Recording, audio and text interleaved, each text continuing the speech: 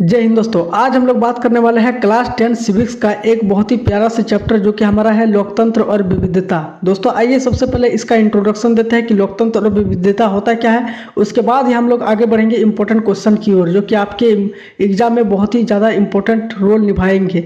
तो चलिए वीडियो को शुरू करते हैं। अगर आप 2026 एग्जाम देने वाले हैं, बोर्ड एग्जाम देने वाले हैं, तो वीडियो को स्किप मत कीजिएगा वरना समझ बिल्कुल नहीं आएगा। तो चलिए वीडियो को शुरू करते हैं। देखिए दोस्तों, लोकतंत्र और विविधता जैसा कि आपको हेडिंग में दिख रहा है दोस्तों, ये होता है क्या, सबसे पहले हम आपको बता देते हैं थोड़ा सा।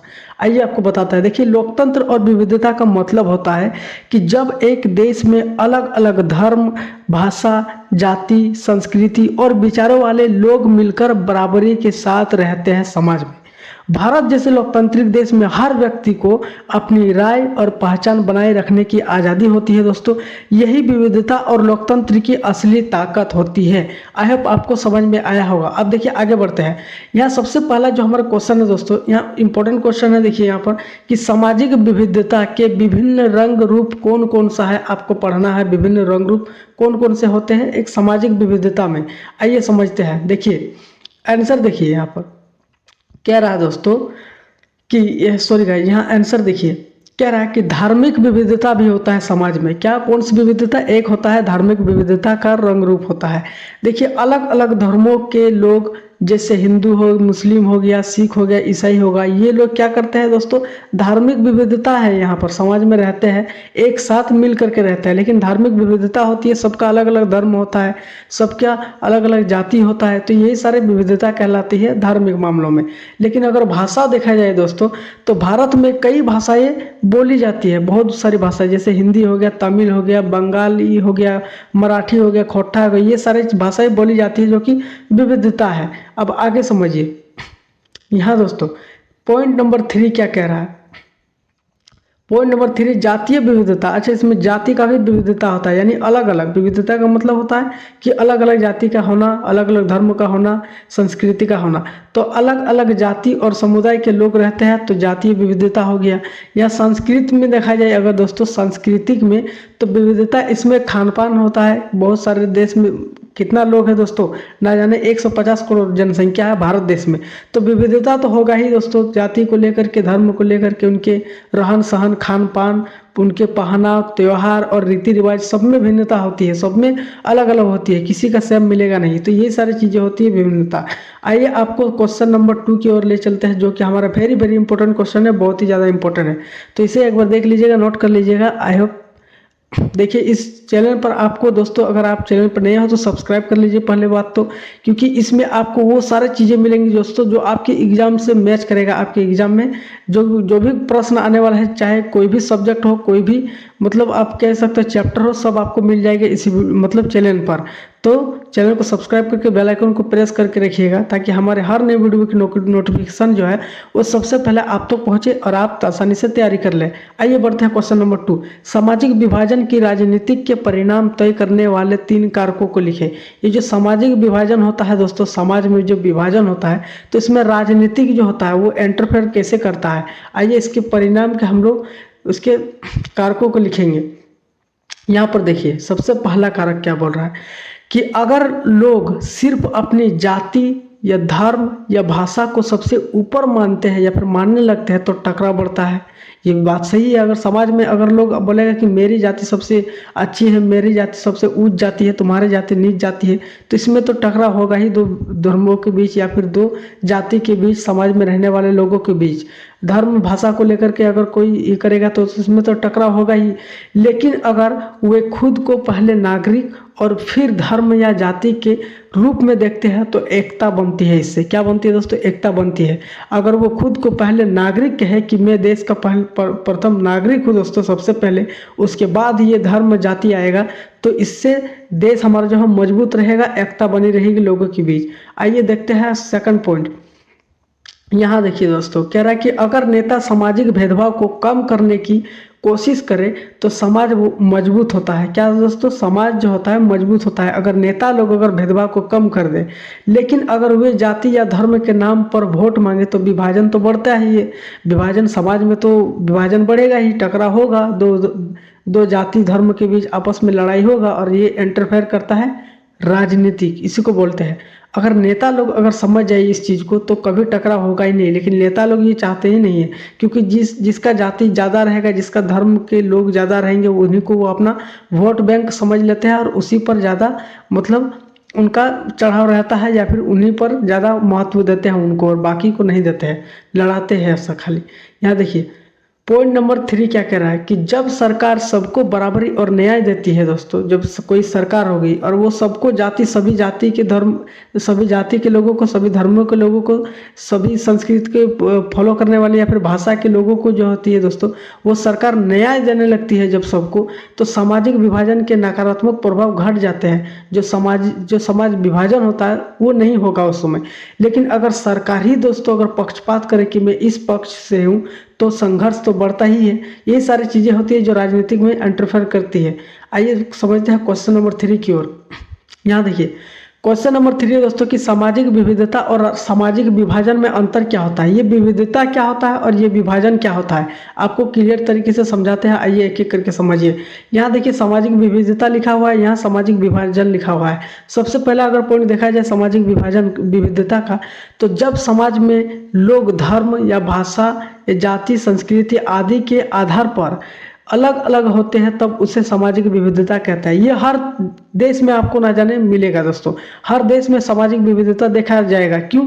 क्योंकि सभी देशों में सभी अलग अलग लोग रहते हैं, अलग अलग धर्म के रहते हैं, सभी देशों में अलग अलग लोग रहते हैं, धर्म के, जाति के, भाषा के आधार पर, संस्कृति के आधार पर, उनका जो बोलचाल होता है उसके आधार पर भी अलग अलग लोग मिलेंगे। तो इसी को विविधता कहते हैं, यानी विभिन्न रूपों में आपको लोग मिलेंगे। लेकिन सामाजिक विभाजन का मतलब होता है दोस्तों, विभाजन का मतलब होता है बांटना, यानी समाज को ही बांट दो। तो ये कैसे होगा? तो जब यही विविधताएं राजनीतिक या समाज में टकराव और भेदभाव के कारण बढ़ जाती है।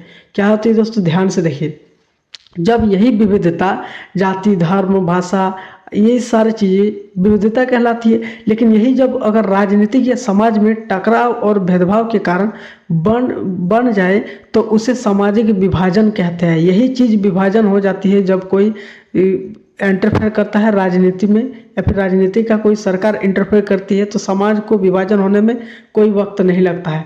आइए समझते हैं अगला पॉइंट। यहाँ देखिए क्या रहा कि यहाँ एक गंभीर समस्या नहीं है। यहाँ हर देश में होता है तो गंभीर समस्या कैसे हो जाएगा, लेकिन यहाँ एक गंभीर समस्या है दोस्तों। समाज का विभाजन मतलब समझ रहे हैं कि समाज को टुकड़ा कर देना, समाज को बांट देना, इसी को कहते हैं विभाजन, यानी एकता ना होना। तो इससे लोकतंत्र कमजोर होता है दोस्तों। यहाँ पर देखिए कह रहा है कि यहाँ एक राजनीतिक मुद्दा नहीं है। ये जो सामाजिक विविधता होता है ये एक राजनीतिक मुद्दा नहीं है। यहाँ हर समाज में आपको मिलेगा, हर समाज में हर धर्म के लोग रहते हैं, हर जाति के लोग रहते हैं, हर भाषा के लोग रहते हैं, लेकिन यह राजनीतिक मुद्दा बन जाता है। यही सामाजिक विभाजन होता है दोस्तों, वो राजनीतिक मुद्दा बन जाता है। यह सब समझ में आया आपको? चलिए बढ़ते हैं क्वेश्चन नंबर 4 की ओर।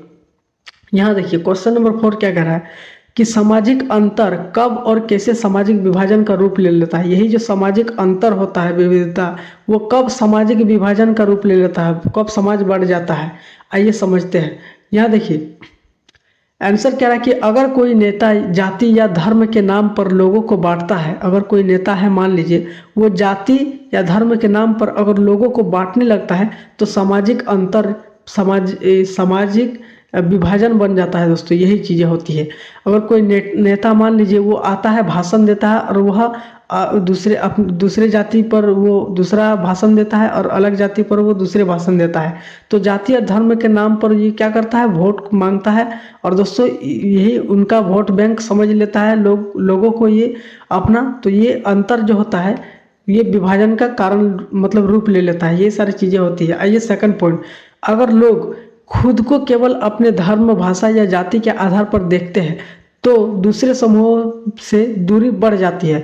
अगर लोग जो होते हैं, यहाँ पर लोगों को समझना चाहिए, अगर लोग खुद को अगर केवल बोलेंगे कि मेरा धर्म सर्वश्रेष्ठ है, तुम्हारा धर्म नीचा है, तुम्हारा धर्म ऊंच नीचे है, ये है वो है, अगर भाषा को ज़्यादा महत्व दिया जाए या फिर जाति को महत्व दिया जाए तो दूसरे समूहों से दूरी बढ़ जाती है। इसमें यही सारी चीज़ें होती है।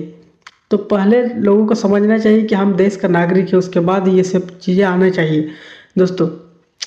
पॉइंट नंबर 3 देखिए कि अगर किसी वर्ग या समूह के साथ भेदभाव होती है तो उनके मन में असंतोष पैदा होता है, जिससे समाज का विभाजन होता है दोस्तों। अगर कोई वर्ग या फिर समूह है मान लीजिए, उसके साथ अगर भेदभाव होने लगे, चाहे राजनीति को चाहे कोई भी मुद्दा से अगर भेदभाव होने लगे, तो उसके मन में क्या होगा, असंतोष पैदा होगा कि देखो मुझे नीचा दिखाने की कोशिश कर रहा है।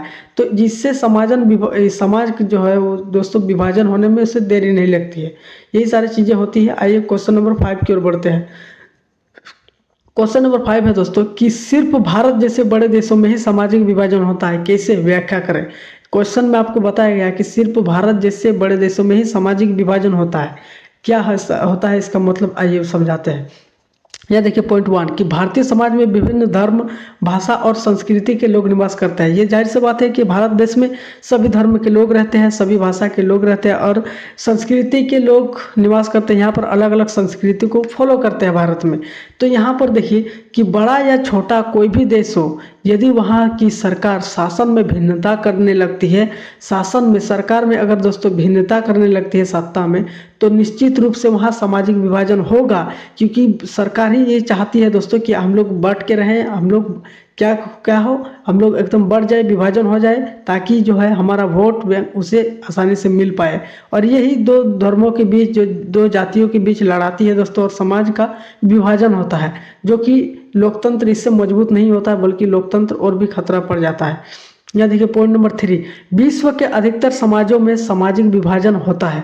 विश्व के ज़्यादातर समाज में ये चीज़ देखा गया है। इसके लिए देश का बड़ा या छोटा होना कोई अंतर नहीं है, चाहे देश बड़ा हो या छोटा। अगर यहाँ की सरकार अगर दोस्तों अगर भिन्नता करने लगती है शासन में, तो वहाँ निश्चित तौर पर दोस्तों सामाजिक विभाजन होगा, उससे कोई रोक ही नहीं सकता है, चाहे वो देश बड़ा हो या छोटा हो। देखिए यहाँ पर कह रहा है कि भारत में विविधता के बावजूद लोग साथ रहते हैं। दोस्तों क्या भारत में विविधता है? यहाँ पर विविधता का मतलब होता है कि भारत में हर जाति के लोग रहते हैं, हर धर्म के लोग रहते हैं, हर भाषा के लोग रहते हैं, हर संस्कृति को मानने वाले लोग रहते हैं। इसी को बोलते हैं विविधता। तो इसके बावजूद भी लोग साथ मिल करके रहते हैं, समाज में एक साथ रहते हैं। हिंदू, मुस्लिम, ईसाई, पादरी, ये सब चीज़ें एक लोग मतलब क्या मिल के रहते हैं। तो यही हमारे लोकतंत्र की असली ताकत है और हमें करना भी चाहिए। लेकिन ये हर नेता को सही समझ में नहीं आएगा। वो उसको अपना बस सत्ता चलाने से मतलब है, वोट लेने से मतलब है। ये सारी चीज़ें होती है ताकि तुम लड़ो मोड़ो कुछ भी हो, बस उसे अपना फायदा देखना होता है। आइए क्वेश्चन नंबर 6 की ओर बढ़ते हैं, जो कि वेरी वेरी इंपॉर्टेंट क्वेश्चन है। यहाँ देखिए क्या रहा है कि सामाजिक विभाजन किस तरह राजनीति को प्रभावित करता है। यही जो सामाजिक विभाजन होता है दोस्तों, ये राजनीति को भी प्रभावित कर देता है, इफेक्ट कर देता है। उसे कैसे? यहाँ देखिए उत्तर कि भारत जैसे लोकतांत्रिक देशों में विभिन्न राजनीतिक दल चुनाव लड़ते हैं। क्या लड़ते हैं दोस्तों? चुनाव लड़ते हैं विभिन्न राजनीतिक दल, और अधिक से अधिक वोट प्राप्त करने के लिए विभिन्न समाजों में विभिन्न समुदाय और धर्मों के बीच लड़ाई कराकर अपना वोट बैंक बनाना चाहते हैं। यही तो आजकल लोगों के काम है दोस्तों, नेता लोगों की ज़्यादातर क्या करते हैं कि भारत जैसे लोकतांत्रिक देशों में, देखिए भारत एक लोकतांत्रिक देश है, लेकिन वहाँ भी विभिन्न राजनीतिक दल जो होते चुनाव लड़ते हैं, बहुत सारे प्रतिनिधि खड़ा होते हैं यहाँ पर, और अधिक से अधिक वोट को पाने के लिए समाजों में विभिन्न समुदाय और धर्मों के बीच लड़ाई कराते हैं, बहला फुसला कर देते हैं कि वो लोग अच्छे नहीं हैं, ये लोग अच्छे नहीं हैं, ये सारी चीज़ें करते हैं और अपना वोट बैंक बनाते हैं। आइए समझते हैं पॉइंट नंबर 2। क्या रहा दोस्तों कि वे अपने अपने समुदाय को अपने तरफ खींचने के लिए झूठी वायदे भी करते हैं, यानी झूठी वादा भी करता है, और विभिन्न समूहों में अविश्वास उत्पन्न कर देते हैं। उदाहरण के लिए मान लीजिए आयरलैंड में राजनीतिक संघर्ष के कारण हिंसा उत्पन्न हो गई, और वहाँ समाज वहाँ समाज जो है वो 2 समुदायों में विभाजित हो गया। तो ये सारी चीज़ें होती है, ज़्यादातर किसके कारण होती है दोस्तों? ये राजनीतिक जो नेता वगैरह होता है ना, ये एक दूसरे समाज में आती है और एक समुदाय को दूसरे समुदाय से लड़ाती है ताकि उन्हें वोट मिल सके। तो यही सारी चीज़ें होती है दोस्तों। तो दोस्तों हमारा चैप्टर जो है वो यहीं पर ख़त्म होता है। आप इसे अच्छे तरीके से देख लीजिएगा, एक बार नोट कर लीजिएगा और पढ़िएगा। उसके बाद देखिए लोकतंत्र और विविधता, हमारा पूरा चैप्टर यहीं पर ख़त्म होता है। अगर वीडियो अच्छी लगी तो दोस्तों वीडियो को लाइक कीजिए, और चैनल पर नए हो तो सब्सक्राइब करना ना भूलें। जैसे मैंने आपको पहले कहा कि यहाँ पर आपको वो सारे चीज़ें मिल जाएंगी, वो सारे नोट्स वगैरह, PDF वगैरह, सारे चीज़ें को हम आसानी से समझा देते हैं यहाँ पर। तो वीडियो को लाइक कीजिए और चैनल को सब्सक्राइब करके रख लीजिए। मिलते हैं नेक्स्ट वीडियो में इसी तरीके के इंटरेस्टिंग वीडियोज़ के साथ। तब तक के लिए जय हिंद।